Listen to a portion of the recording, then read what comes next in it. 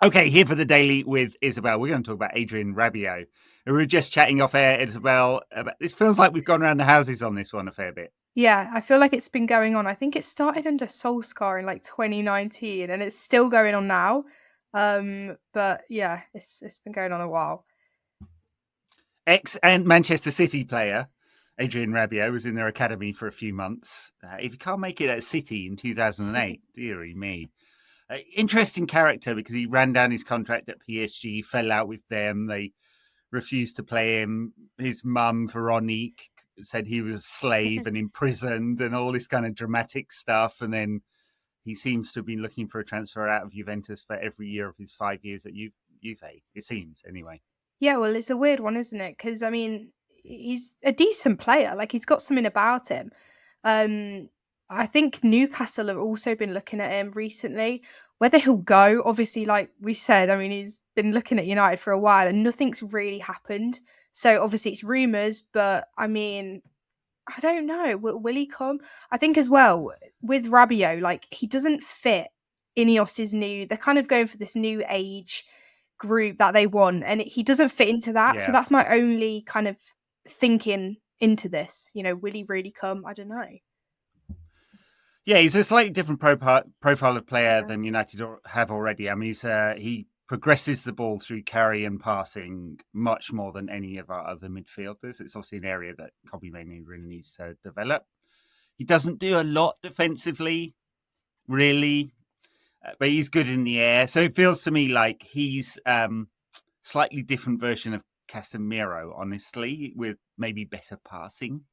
And so if I was doing a deal, which obviously I'm not because I'm just some dude chatting on the internet, not a football executive, but I would think about one in, one out. And not keeping Casemiro and he looks like Casemiro is staying, so it seems like no option for him to leave.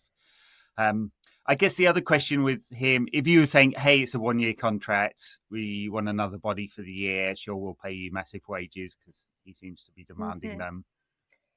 That might be all right. But if it's a 4 year contract and he's 30 in April, that feels It's like the kind of deal Ed Woodward would have loved to have done, right? it's not really what you want, and like you said, he is looking like another Casemiro. It's an older player who's gonna want a lot in his wages, and it's kind of like, do we really want that at United? Because I feel like we're trying to get out of that right now. So bringing him in, is that the right decision? Yeah, It's I'm yeah. not sure. I mean, I think, yeah, it doesn't fit the model, Yeah, although it may fill a body in the squad. yeah, I mean, it definitely wouldn't replace what Scott McTominay offered because Scott really only discovered in the final year of his time with United what he was good yeah, at, which is box crashing and scoring goals, and that's about it. yeah. It's just a different profile, but does it fit the profile of player that Ineos want? They seem to be going, as you said, for younger players who may offer a sale price if it doesn't work out. Rabiot obviously wouldn't. The other thing I'd mention with Rabiot, he started quite young, Mm. so he has 460 odd career games now. And I think there's pretty good data that after 400 games, the physical decline starts to set in. Not the same with every player, but I mean, it was one of the interesting data points about Raheem Sterling because he started playing so young. He had so many games. He'd had as many games as the average 35-year-old, and Rabiot's kind of up there too.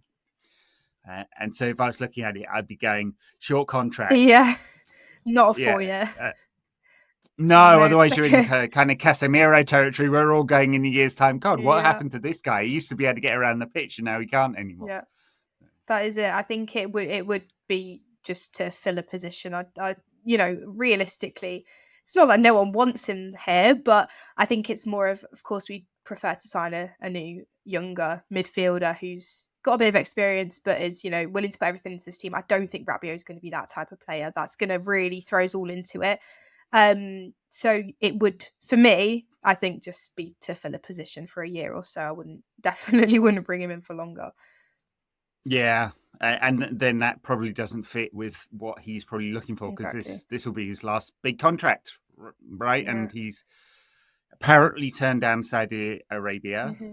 because he wants to still make it in the big Euro leagues. And the question is, does his wage demands fit the level of club? Because I'd say like for his quality, and he's got some qualities, but I mean, my eyes tell me he's shit every time I've seen him. I'm like, No. not much about him for France or Juve or PSG, but his data looks okay, and it looks to me like for a club that hopes to make the top 4 in one of the big leagues, he'd be all right. Yeah. But for a club that wants to go further than that, which we do over this Yeah. 3-year cycle, then he looks like a poor fit after a year, assuming everything goes right. So I guess that. And the other thing is, if you look at the profile of players we've got, I mean, obviously Casemiro leaves next year if we can get rid of him. Couldn't this year, otherwise he would have left. You've got Ugarte, who's very defensive ball winner. Kobbie Mainoo, who's very press resistant, ball carrier. You probably want a deeper ball progressor to like balance out the types of skills in there. And obviously Bruno signed that new contract, so he's the creator. A deeper ball progressor in the, I don't know, De Jong mold, not him. Would although he's out of contract next summer, would be the right kind of model of fit, and Rabiot could be that. He could. He's only in parts of his career he's done that, but just not long term. No, I mean he's a good dribbler. From what I've seen, he can play deep as well. He can do box to box. I think it's not what I was reading. It's not his preferred, but he can do box to box. But I think it's a difficult one. I think there's so many pros, but there's probably more cons to this. I think high wages, older player. He's probably going to be a bench player. He's not going to be starting every match, is he? So it's just kind of like, is he going to want to be that at United, or is he going to want to be in the starting lineup? That's my only thing. We don't need more kind of players who are like that at United. I think we need, players who really want to fight for the badge. And that's why I think bringing in these young players is such a good idea.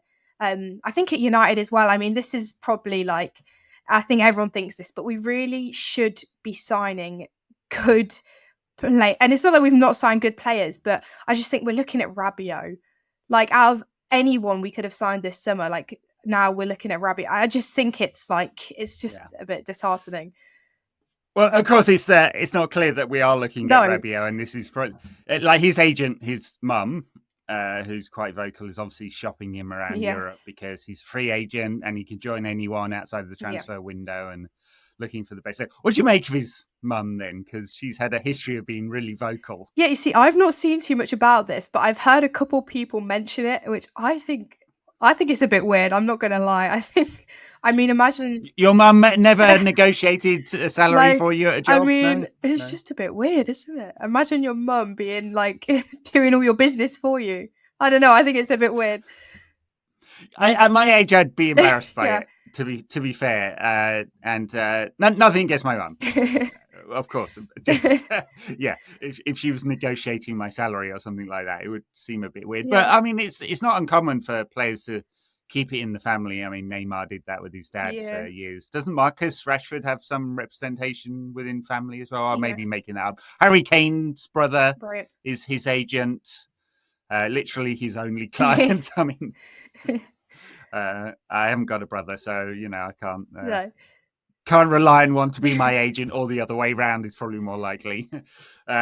So yeah, I don't know. It's a bit odd, and it's kind of curiosity, and people make fun of it, don't they? And she's very vocal, and she fights for her son, and she seems to have this kind of, I don't know, Mino Raiola like quality to make everything happen in the press. Yeah, I mean, it's a bit. I just think it's weird. Like, as well, if you're a free agent, whatever, you want to kind of keep not under the radar, but I just think, like, first off, your mum, and that's fine. That is what it is. But the fact that she's quite vocal as well, I just think it's probably not putting him in any better position. So, yeah, I don't know. Yeah. She was quoted recently as saying it was Rabiot who turned down the move to United in 22 rather than the other way round. Yeah. Who knows whether that's true or not? Yeah, I don't know. A lot of smoke and mirrors in football, isn't there? Yeah. I mean, on balance, I think probably this one doesn't happen, and they'd be unless there's a big injury. I think they're going to go into this with 4 options for 2 spaces in midfield, which are Ugarte, Casemiro, Mainu, and Toby Collier. And it feels a bit light, but that's what they're doing, I think. Oh, and Eriksen. Sorry, I completely forgot he exists. That is my only worry. I mean, when we played Liverpool, I was, looking at actually he was on the bench and it just wasn't great. I mean, I honestly think with Scott McTominay, I think it kind of was probably needing to happen at some point, but I think we will miss Scott. I definitely liked Scott. He was a good bench player. He was a good squad player. Came off the bench, scored goals, like you said, last season he kind of found himself a bit. But I do think we need more players. So I would take Rabiot. He probably wouldn't be my first choice out of anyone we could bring in. But if this actually was to go ahead, obviously, like we said, it's all rumours. But if it was to go ahead, I would, I'd be happy about it. I think we do need more players on the bench, to be fair. Yeah, I mean, us as fans, we shouldn't be analysing the financials all the time, and we have to these days, don't we? Yeah.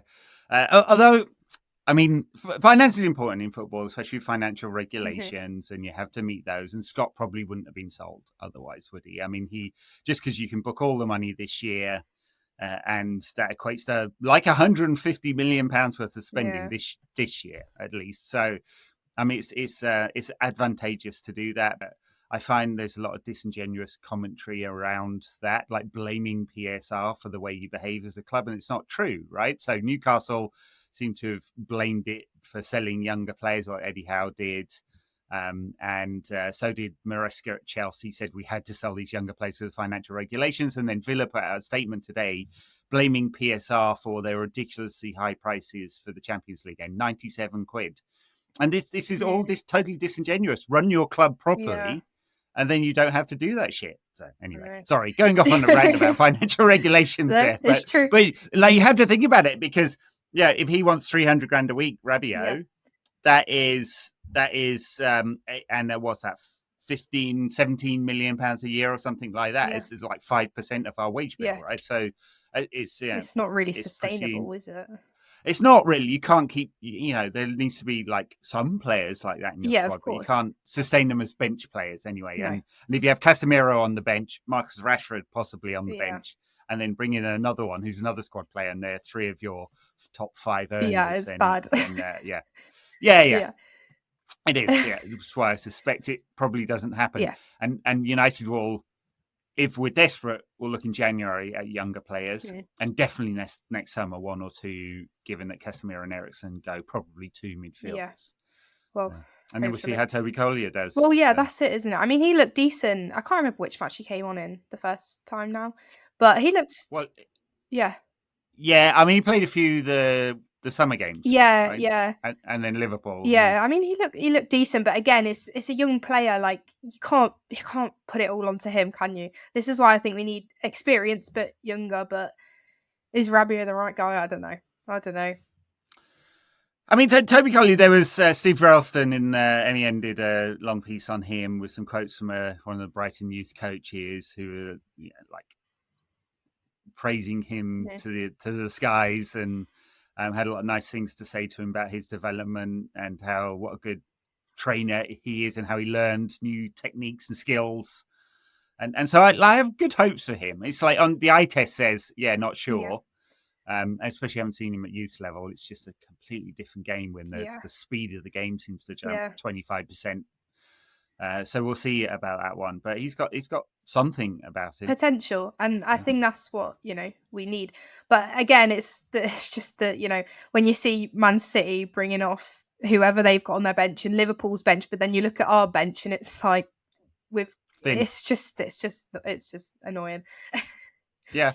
Well, imagine like the spending we did this year was obviously sustainable because they sold some players and they got a lot of wages off the books. So imagine next summer and there's another 4 or 5 high quality players brought in of the type of summer we've had this summer. Younger, good potential. We hope they work out. Maybe Ten Hag gets it right. Maybe he doesn't. Who knows? Maybe it's Gareth Southgate by then. Yeah, I know. God. Like, please, no, will he last? Will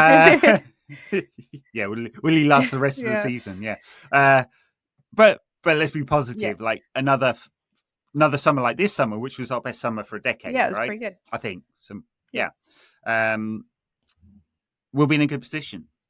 Like and then it's up to the coach and the game model to bring the best out of them. If we're putting our trust in them. I don't. No, I don't at the minute. Before we go, what did you make of Marcus Rashford's? I don't know whether you saw. He posted a few videos about him training. It's International Week, so clearly he's been doing extra training, right, over at Ashton United and with RH Elite Coaching. I think they called it. I don't know. A few players have gone there. I mean, I feel like we've seen this every season for the last 3 seasons with Rashford. You know, he's taking up these extra training, or he puts an Instagram post out, and it's like, I'm back. I don't know what he captions it like. I'm ready for the new season, or it's just like, but are you really like your performances on the pitch are what speaks the words. You know, you True. can post all this on social media, and it's great, and I do think he's trying, but also we need to see it on the pitch. So I mean, same old with Rashford, I guess. You see, I don't have any doubts about his commitment. No. He's a United player, came through the academy. I believe he really wants it. There's something is broken, both in, I'd say it's, I don't know, I maybe be unfair here, 75% on the player, 25% on the game model. Yeah, probably. God, I hate his game model. Which is just not, Ten Hag just seems to have like set on the system that just does not suit Rashford's skills, like having him so wide all the time. But I know a lot of people sort of dismiss it as PR, and it's become this really pejorative term, which is like, I think it's code for, we don't care about the shit. And I think he's working hard, and he wants to say, I'm working hard, and I believe it. I just, of course, like you, we all want to see it on the pitch. Yeah. I hope he scores a banger against Southampton at the weekend, which I'm somewhat worried about. It's like, I mean, me too. How can we be worried for a Southampton match? I mean, that's 68% average possession in their first 3 games, Southampton. You kind of like sense how this might go. Yeah. All right. Well, I guess we leave it there. I suspect we will not be going to Southampton with Adrien Rabiot in the squad, and maybe he's joined somewhere in Turkey by then. Maybe. We'll see. Well, we thought we'd talk about him because he's a live option. Rabiot and his mum, Veronique, will follow where you go. And maybe we'll close the door on that one. One of those transfers that seems to have rolled on for many years. All righty. Thanks a lot, everyone. Thanks a lot, Isabel. We will catch you all soon.